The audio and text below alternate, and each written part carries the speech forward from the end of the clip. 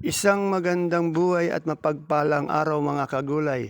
Welcome po uli sa ating tag price update ng mga sariwang gulay dito po sa ating Kabanatuan Vegetable Trading Center, Palengke ng Sangitan. Samahan niyo po ulit akong mag-price tag ng mga sariwang gulay dito sa ating bagsakan para po meron po tayong idea, basihan sa mga presyo ng mga gulay na ating i-update na ating magagamit po pag tayo po ay nangalakal o mamili ng gulay dito sa ating baksakan o di kaya magdala ng mga gulay dito. Unahin po natin ang ating siling panigang sa ating tag price ngayong Webes. Ang siling panigang po natin ay nasa 50 hanggang 60 pesos po per kilo. Sa ating pipinong puti naman po ay nasa 35 pesos per kilo. Yung okra naman po natin ay meron tayong 30 hanggang 60 o 60 pesos per kilo. Ang ating kamatis po, hindi pa rin po siya nagbabago. Maraming kamatis, magagandang kamatis sa ating bagsakan. Nasa 20 pesos po per kilo. Sa pechay po natin, nasa 15 pesos per kilo. At yung mustasa po natin, nasa 20 hanggang 25 pesos po per kilo.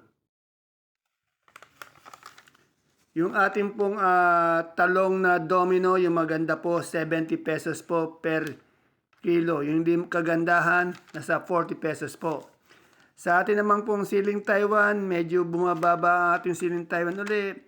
Nasa 90 pesos per kilo. Yung talong po ay nasa 30 hanggang 40 pesos per kilo. Marami pong talong sa ating bagsakan. Napakadaming gulay po. Yung ating pong patolang palikpik, 40 pesos po per kilo.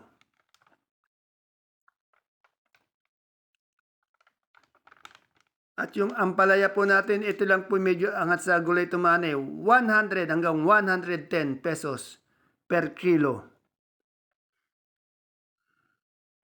Yung ating ampalayang bonito po ay nasa 75 hanggang 80 pesos po per kilo.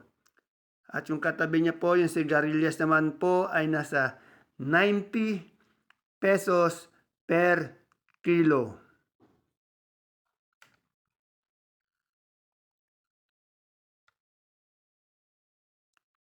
Sa ating kalamansi po ay nasa 1,900 po yung good na kalamansi. Yung lagay naman po ay nasa 1,100 pesos. Isang red bag o isang buriki. Sa sitaw po natin, meron po tayong 130 hanggang 150 o 160 pesos per big kiss po . May 130, 140, ganyan. Yang sa atin na mga sa ating Sophia, nasa 30 hanggang 35 pesos per kilo.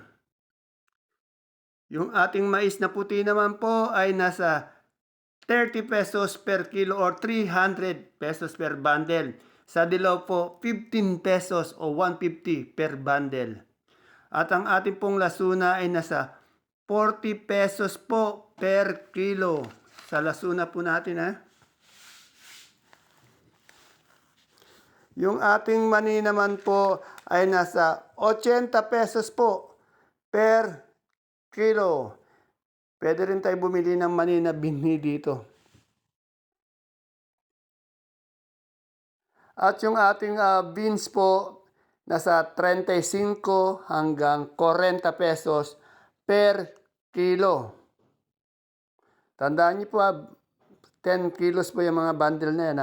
Sa kamote po natin, kamote Taiwan Sea, 50, yung ube, 45, yung dilaw, 45, yung puti, 40 po. Per kilo ang mga asking price. Sa atin naman pong supremang kalabasa ay nasa 32 po yung big, 30 yung medium, at 27 naman po yung small.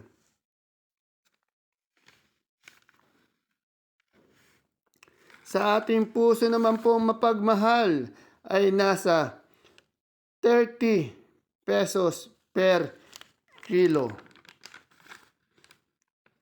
Ayan po yung ating pipinong puti, nadaanan na natin yan, 35 pesos po per kilo.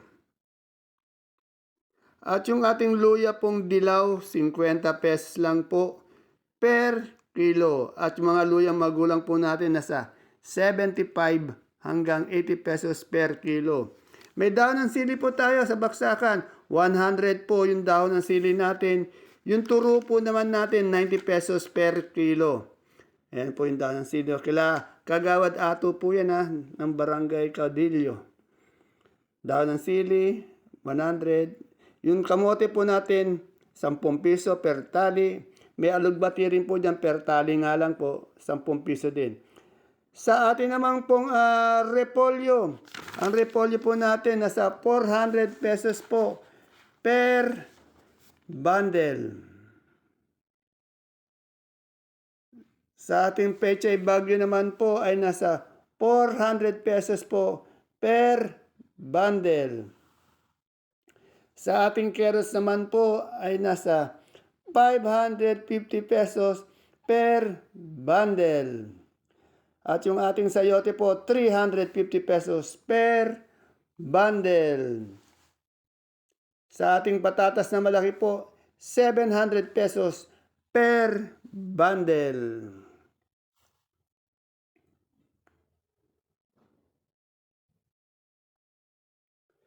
At yung ating labanos naman po, nasa 500 pesos per bundle.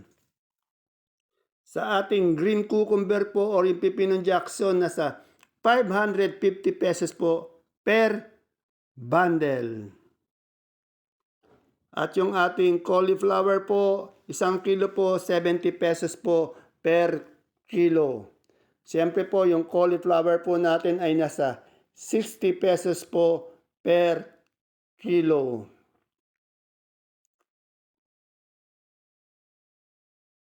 At yung ating green bell po, nasa 250 pesos per kilo.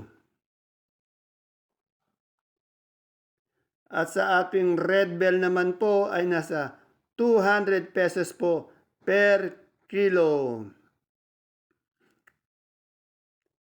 Meron din tayong young corn nasa 25 pesos po per styro.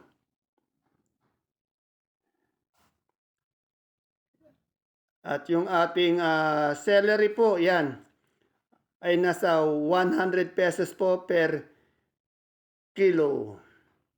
Salix naman po ay nasa 140 pesos per kilo.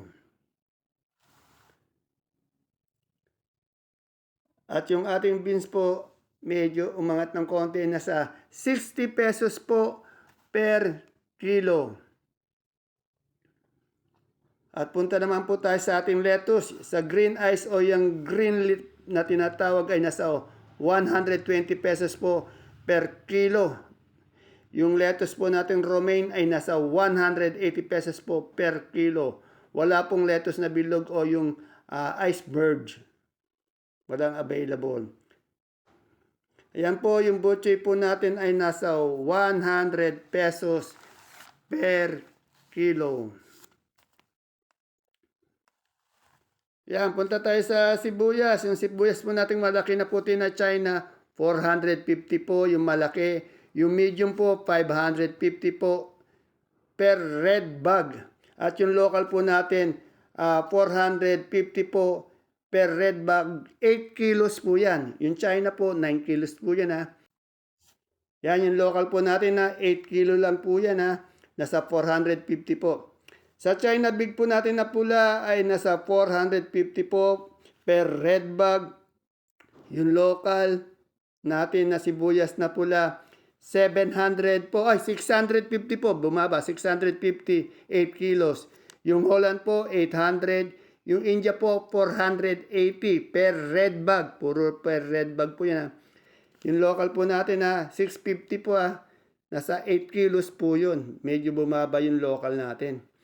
Sa bawang naman po, ganun pa rin sa ating kansu po, 430 hanggang 450 po ang per violet bag. Sa atin naman pong super white, ay ang munggo muna po, 2,750 po per sack or 25 kilos. Tapos yung ating bawang na super white naman po ay nasa 550 pesos per pink bag. Yan po. Napakarami pong gulay sa ating bagsakan ngayon. Yan na 2,750 po yung monggo. Napakadami po talagang gulay sa ating bagsakan. Tambak-tambak nga po, sabi nga nila. Ayan po mga kagulay ang ating pinaka-latest tag price update ng mga sariwang gulay dito po sa ating Kabanatuan Vegetable Trading Center, Palengke ng Sangitan, ngayong araw po ng Huwebes, February 5. Sana po mapanood po natin sa umaga ang ating tag price update kung sakali po tayo ay mamimili o mangangalakal ng mga gulay sa ating bagsakan o di kaya magdala ng mga gulay sa ating bagsakan.